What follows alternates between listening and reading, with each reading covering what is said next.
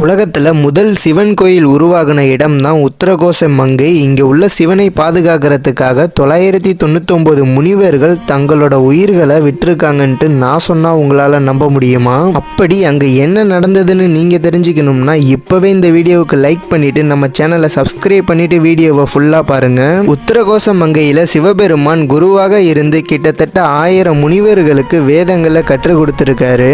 அந்த நேரத்தில் ராவணனின் மனைவி மண்டோதரி சிவனை நோக்கி கடும் தவத்துல இருந்திருக்காங்க. உடனே சிவபெருமான், நான் மண்டோதரிக்கு காட்சி அளிக்க போறேன், நான் திரும்ப வரும் வரை இந்த கோவில்ல உள்ள ஓலைச்சுவடிகளை பத்திரமா பார்த்துக்கோங்க அப்படின்னு சிவபெருமான் அந்த 1000 முனிவர்கள் கிட்டையும் சொல்லியிருக்காரு. பிறகு சிவபெருமான் மண்டோதரிக்கு முன்பு குழந்தையாக காட்சி அளிச்சிருக்காரு. அங்கு வந்த ராவணன் உடனே சிவபெருமானை தூக்கி இருக்காரு. ராவணன் சிவனை தூக்குனதும் உத்தரகோச மங்கையில் தீப்பற்றி எரிய தொடங்கி இருக்குது.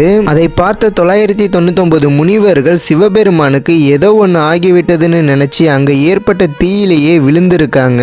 அப்போது அங்கு வந்து சிவபெருமான், எனக்காக உயிர் விட்ட 999 முனிவர்களையும் என்னோட ஐக்கியமாக்குகிறேன்னு சொல்லிக்கிட்டு உத்தரகோச மங்கையில ஒரு சிவலிங்கமாக தன்னை உருமாற்றிக்கிட்டாரு.